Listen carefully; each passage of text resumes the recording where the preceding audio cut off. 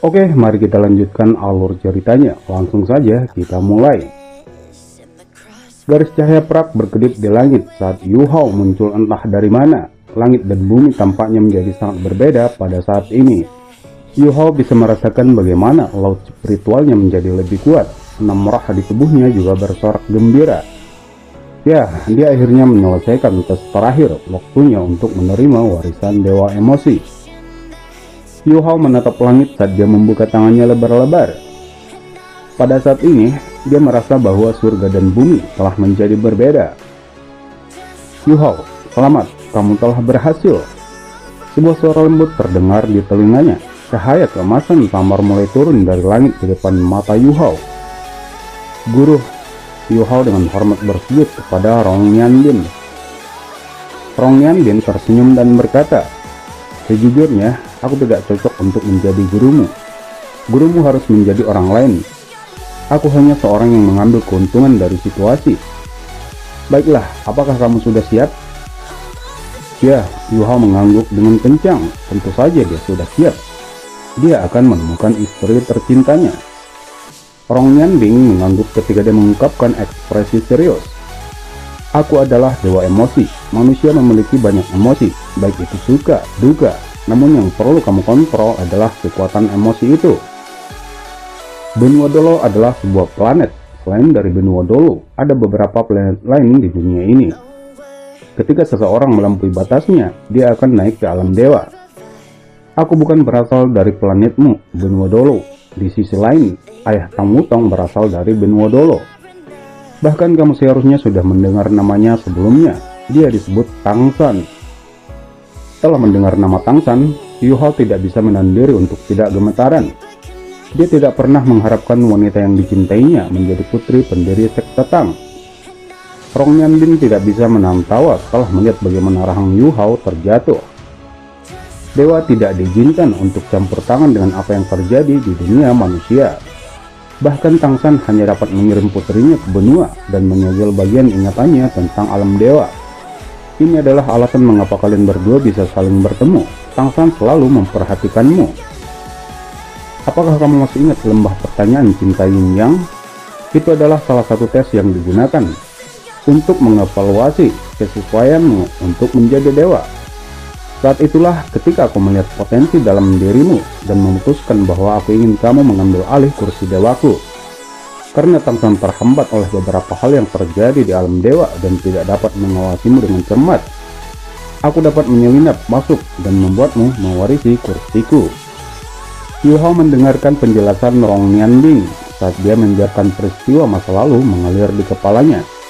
Beberapa hal yang dulunya tidak jelas mulai lebih masuk akal sekarang. Tidak heran aku diserang oleh sosok emas yang kuat di lembah pertanyaan cinta Yin Yang.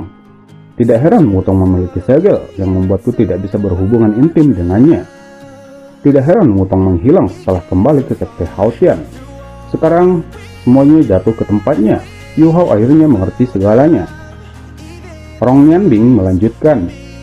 Bahkan di dalam alam dewa, dewa dibagi menjadi beberapa tingkatan. 5 dewa paling kuat alam dewa membentuk komite lembaga hukum. Di antara mereka ada 2 raja dewa, dewa kebaikan dan dewa kejahatan. Ada juga 3 penegak hukum, dewa asura, dewa penghancuran, dewa kehidupan. Tang San kebetulan adalah salah satu penegak hukum, dewa asura. Dan aku masih pucat jika dibandingkan dengan Tang San. Setelah dewa tingkat 1, kita memiliki dewa tingkat 2, dewa tingkat 3. Ada juga kelompok individu yang disebut pemburu patroli alam dewa. Mereka semua datang bersama untuk membentuk alam dewa. Rong Nianbing berhenti sejenak. Dia tahu bahwa Yu Hao akan mengambil waktu untuk mencerna apa yang baru saja dia katakan. Yu Hao tampaknya mengerti apa yang dia katakan dalam waktu singkat. Bagaimanapun, dia selalu menjadi orang yang cerdas. Rong Nianbing tersenyum dan bertanya, apakah kamu mengerti? Yu Hao mengangguk. Aku hanya memberitahumu semua ini karena aku ingin memberimu satu kesempatan lagi untuk membuat keputusan. Apakah kamu masih ingin mewarisi kursi dewaku? Tentu saja, kamu juga diperbolehkan memilih untuk mewarisi kursi Dewa Tang San. Yu Hao menggelengkan kepalanya.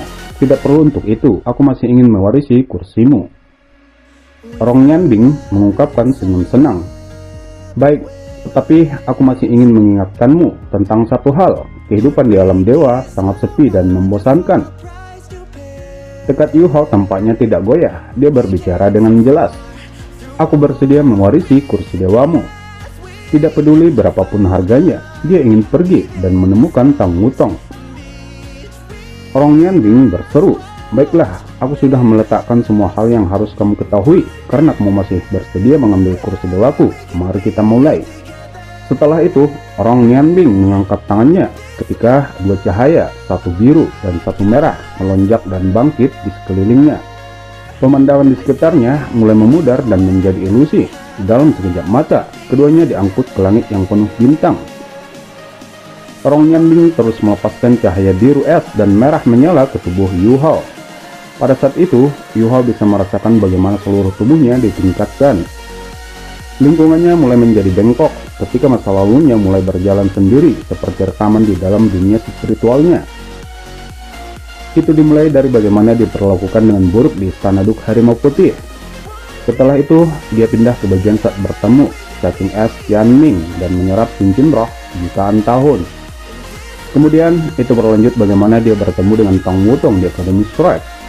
Semua yang ada padanya di dunia dulu muncul di depan matanya lagi. Dia dapat mengalami seluruh hidupnya dalam momen singkat ini.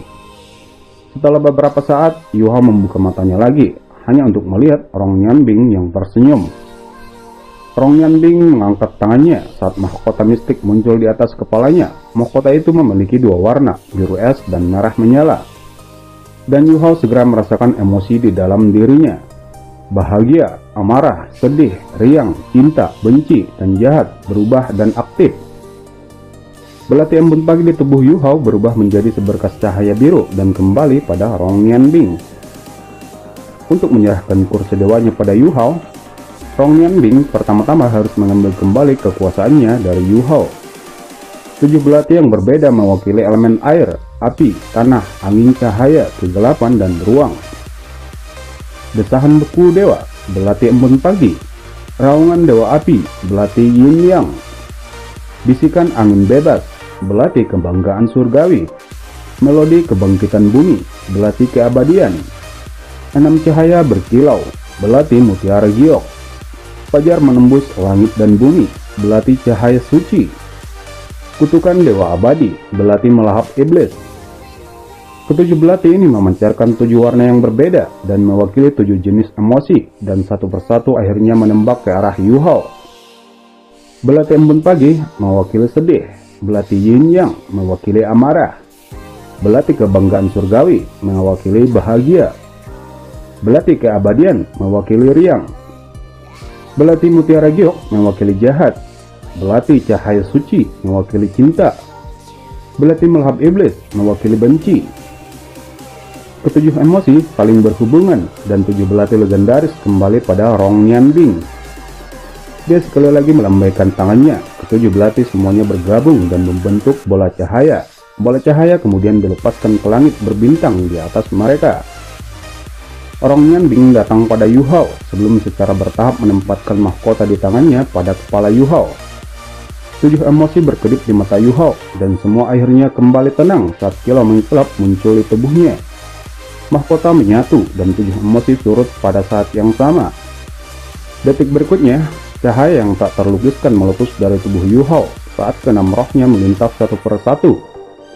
Kemudian, ketujuh emosi itu segera dibagi. Permaisuri salju mewakili emosi kesedihan, permaisuri es mewakili emosi kemarahan, rumput es bintang anis mewakili emosi kebahagiaan, raja beruang es mewakili emosi riang gembira, putri duyung Lia mewakili emosi jahat. Sementara seluruh tubuh Tianmeng ditutupi dengan lapisan cahaya keemasan telah mewarisi kekuatan cinta. 6 roh Yu Hao masing-masing telah mewarisi emosi, tinggal satu emosi lagi yang belum terwakilkan. Alis Rong Yanbing diturunkan. Ada satu yang tersisa. Apakah kamu sendiri yang akan mewakilkan kekuatan emosi benci? Mata vertikal di dahi Yu Hao secara bertahap terbuka, seberkas cahaya hitam melonjak keluar. Ada sesuatu yang melayang di depannya, dan benda ini memiliki aura kebencian yang segera membengkak. Kaisar Tiran Apple Eye mewarisi emosi ketujuh. Kaisar Tiran Apple Eye bukanlah salah satu roh Yu Hao, tetapi tingkat penggabungannya dengan Yu Hao tidak kalah dengan rohnya. Baik, Rong Nianbing mengangguk.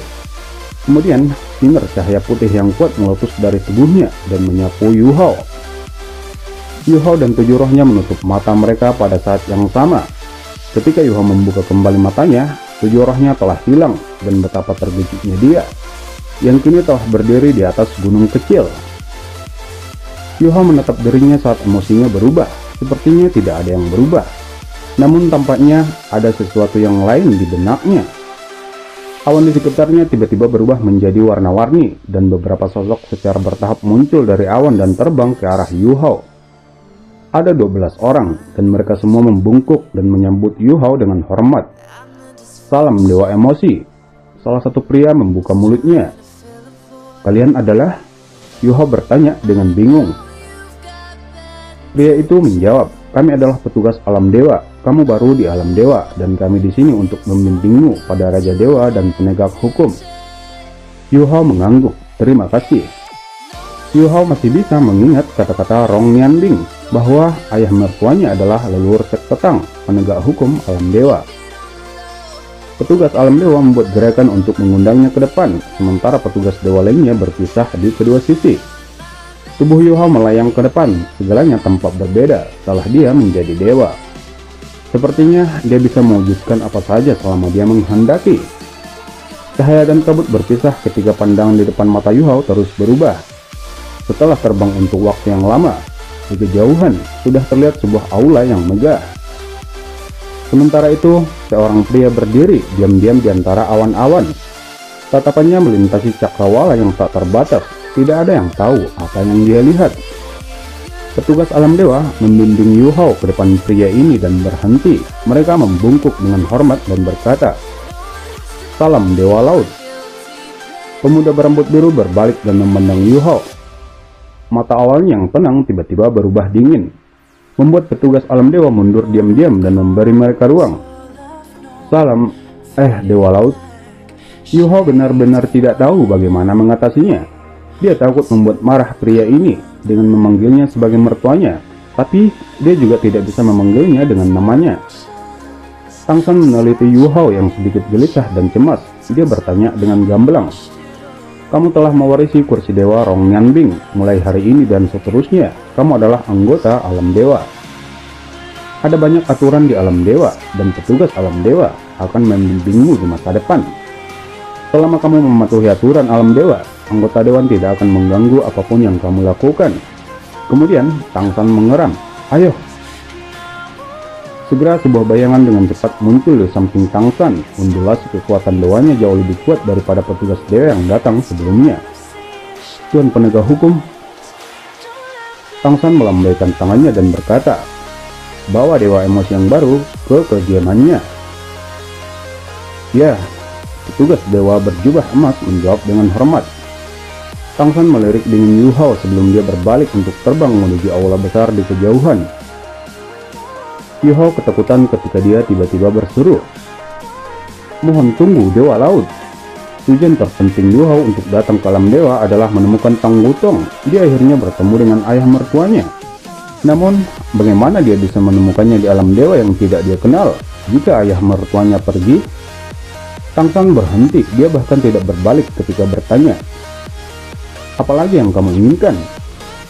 Yu Hao mengepalkan tangannya. Dia berjuang untuk bertahan dari tekanan sombong Tang San sebelum dia berkata, tolong biarkan aku untuk melihat Wutong. Aku ingin menjelaskan beberapa hal padanya. Omong kosong. Tang San tiba-tiba meraung saat dia berputar. Kemarahan memancar dari wajahnya ketika dia menjawab, apakah kamu tidak cukup menyakiti putriku? Dia sangat menderita di dunia bawah karena dia berkenalan denganmu, dan kamu masih ingin melihatnya? Yu Hao menjawab tanpa malu, ya, semuanya adalah salahku, tapi aku hanya ingin melihatnya. Bisakah kamu memberiku kesempatan? Tang San tertawa dingin dan melirik petugas dewa berjubah emas di sampingnya.